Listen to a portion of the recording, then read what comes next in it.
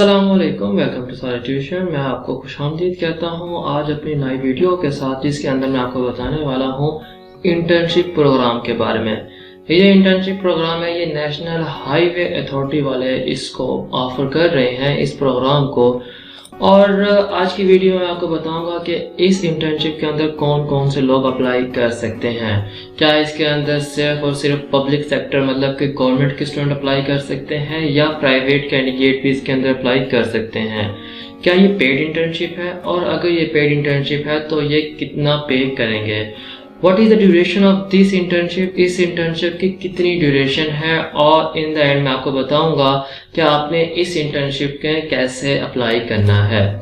सबसे पहले मैं आपको ये बताऊंगा कि who can apply for the NHA internship 2021 कि इस इंटर्नशिप के अंदर कौन लोग अप्लाई कर सकते हैं, और बाकी सवालात के जवाब। तो नेशनल हाईवे अथॉरिटी ने जो ऑफर की है ये इंटर्नशिप, उसके अंदर डिग्री और डिप्लोमा जो होल्डर्स हैं वो दोनों अप्लाई कर सकते हैं। अगली स्लाइड में बताऊंगा कौन कौन सी डिग्री और कौन कौन सी डिप्लोमा के स्टूडेंट अप्लाई कर सकते हैं। और सवाल था क्या पब्लिक और प्राइवेट दोनों अप्लाई कर सकते हैं। जी हाँ, वो दोनों अप्लाई कर सकते हैं, चाहे आप पब्लिक मतलब कि गवर्नमेंट के सेक्टर से आप पढ़ चुके हैं, या आप प्राइवेट कैंडिडेट हैं, प्राइवेट यूनिवर्सिटी से आप पढ़ चुके हैं, तो आप इसके अंदर अप्लाई कर सकते हैं। कितना इसका ड्यूरेशन है? इसका ड्यूरेशन है 3 माह का। 3 माह का ये इंटर्नशिप प्रोग्राम है, जो कि ऑन गोइंग प्रोजेक्ट्स के ऊपर आपको ट्रेनिंग दी जाएगी थ्रू आउट द कंट्री। जी हाँ, यहाँ पे एक और सवाल भी होता है कि इसके अंदर कौन कौन से प्रोविंस के स्टूडेंट्स अप्लाई कर सकते हैं। तो इसमें तकरीबन पूरे पाकिस्तान से स्टूडेंट जो हैं वो अप्लाई कर सकते हैं। तो कौन कौन से डिग्री होल्डर इसके अंदर अप्लाई कर सकते हैं कि इसके अंदर सिविल इंजीनियर के स्टूडेंट्स में अप्लाई कर सकते हैं, BS जिसने किया हुआ है, बैचलर डिग्री कंप्लीट की हुई है। इसी तरह अगर बैचलर डिग्री कंप्लीट की हुई है एनवायरमेंटल साइंसेज के अंदर तो आप अप्लाई कर सकते हैं। और अगर आपने बैचलर डिग्री की हुई है जियो टेक्निकल या मटेरियल साइंसेज के अंदर तो भी अप्लाई कर सकते हैं। इसके अलावा DAE मतलब कि सिविल और क्वालिटी सर्वे अगर आपने डिप्लोमा किया हुआ है, या ऑटोकैड के अंदर डिप्लोमा किया हुआ है, या लैब टेक्नोलॉजी के अंदर अगर आपने डिप्लोमा किया हुआ है, सिर्फ ये 6 मतलब कि ऐसे स्टूडेंट जिन्होंने ये 6 डिग्रीज या डिप्लोमा किया हुआ है तो अप्लाई कर सकते हैं। इसके बाद सवाल ये आता है कि इसकी कितनी स्टाइपेंड होगा। जो कि जिन्होंने बैचलर डिग्री कंप्लीट किया उनके लिए जो है वो 20,000 है, और जिन्होंने डिप्लोमा किया हुआ है उनके लिए 10,000 है पर मंथ के लिहाज से। और आपको कंप्लीट आप कर लेंगे, उसके बाद आपको सर्टिफिकेट भी दिया जाएगा और आपको पेमेंट भी एक साथ मिलेगी। इसके अंदर अप्लाई करना कैसे है, कैसे आप इसमें अप्लाई कर सकते हैं। जो अबव मेंशन डिसिप्लिन थे जो इनका मैं बता चुका हूँ, जिन 6 डिसिप्लिन का, उन्होंने एप्लीकेशन ऑनलाइन फिल करनी है। ठीक है, ऑनलाइन फिल करने के बाद आपने, जब आप फिल कर चुके होंगे, आपने अपने CNIC की कॉपी, डिग्री या ट्रांसक्रिप्ट, इनमें से कोई एक चीज आपने एड्रेस पे सेंड करनी है। एड्रेस मैं आपको अगली स्लाइड पर दिखा दूंगा। इसमें अप्लाई करने का जो लास्ट डेट है, मतलब कि ऑनलाइन अप्लाई करनी है, जो आपने इसके अंदर वो है 19/4/2021 मतलब कि 19 अप्रैल 2021 तक आप इसके अंदर अप्लाई कर सकते हैं। अगर आपकी इंफॉर्मेशन इनकम्प्लीट हुई और या आपने इस डेट तक आपने डॉक्यूमेंट सेंड ना किए उन्हें, तो आपको वो इंटरटेन नहीं करेंगे। जी हाँ, ये वो एड्रेस है जहां पर आपने अपने डॉक्यूमेंट सेंड करने हैं। अप्लाई आपने ऑनलाइन ही करना है। ऑनलाइन अप्लाई करने के बाद आपने अपने डॉक्यूमेंट भी सेंड करने हैं इस जगह पर, और बाय हैंड आपने सेंड नहीं करने, आपने इनको पोस्ट ही करना है।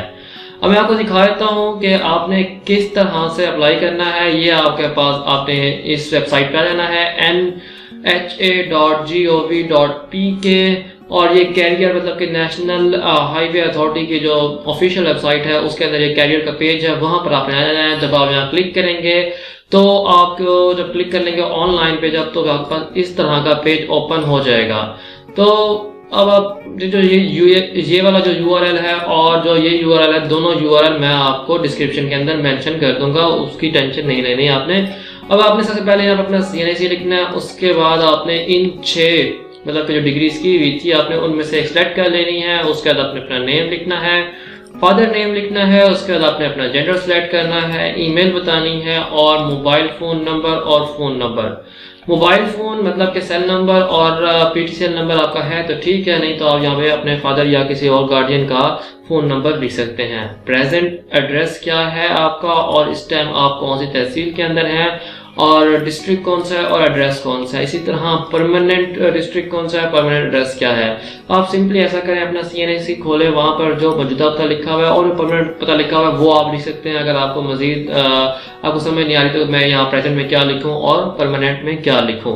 उसके बाद आपने क्वालिफिकेशन जिस तरह पहले जो सिलेक्ट की हुई थी, मिसाल के तौर पर आपने अगर एनवायरमेंटल साइंसेस की हुई है तो यहाँ पर आप लिखेंगे BS एनवायरमेंटल साइंस, क्योंकि आप पहले भी कर चुके हैं और आपने ये बताना है कि आपकी बैचलर की डिग्री है या आपकी एनवायरमेंटल साइंसेस।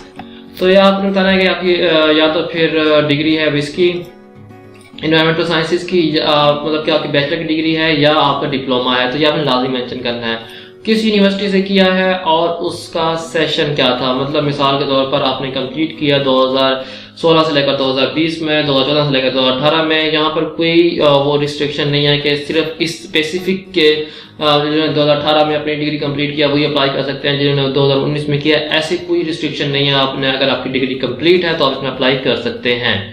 उसके बाद कुछ रिस्ट्रिक्शन है इसके अंदर, मिसाल के तौर पर कि बीटेक ऑनर्स के, bachelor in the civil technology के, वो इसके अंदर अप्लाई नहीं कर सकते। और इसी तरह एक और रिस्ट्रिक्शन थी कि जो पहले इंटर्नशिप कर चुके हैं वो स्टूडेंट इसके अंदर अप्लाई नहीं कर सकते।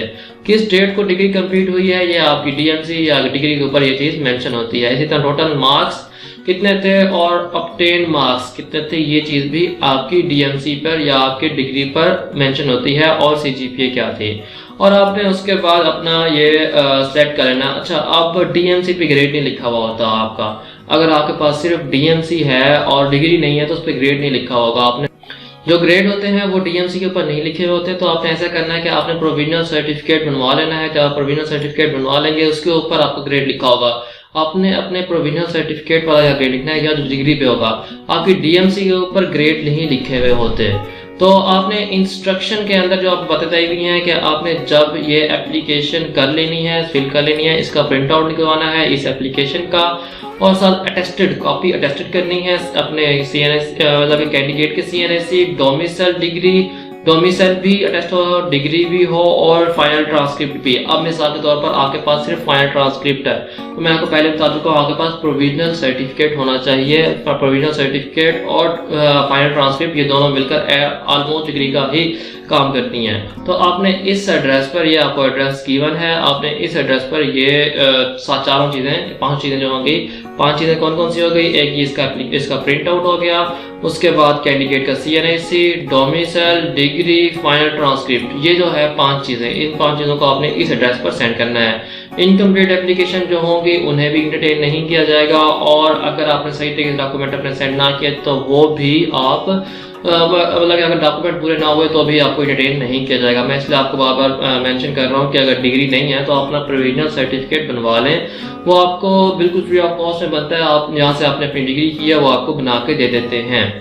उसके बाद सिलेक्टेड कैंडिडेट जो है वो मतलब कि पूरे मुल्क से इसमें अप्लाई किया जा सकता है। इसमें हर सूबे को एंटरटेन किया जाएगा, कोई ऐसा उम्मीदवार नहीं है कि अगर पंजाब वालों के लिए नहीं है, ये पूरे मुल्क भर के लिए है। आज के लिए इतना ही। अगर आपको मेरी वीडियो पसंद आई हो तो kindly give your feedback in the comment section. और बेशक आपको कोई मसला हुआ हो तो आप अपना फीडबैक प्रोवाइड कर सकते हैं। कोई मसला हो, फॉर एग्जांपल मैंने सुना है आजकल ये भी 21 को ही आई है, 21 मार्च को ही आई, मतलब कि ये ऐड आई है इसकी और अभी ये सेव नहीं हो रहा, अभी ये इसको एक्सेप्ट नहीं कर रहे। तो मे भी ये पोर्टल 1 दिनों में ठीक हो जाए। अगर आपको ये एरर आता है कि आपने सारी अपनी इन्फॉर्मेशन दे दी और सेव करते हैं और वो सेव नहीं होते तो एरर आता है, तो मे भी शायद सर्वर डाउन हो 1 दिनों के लिए। तो अगर आप 1 दिन की बात करेंगे तो आपका हो जाएगा। इस तरह इसके साथ मैं इजाज़त चाहूँगा। अपना ख्याल रखिएगा। अल्लाह हाफिज़।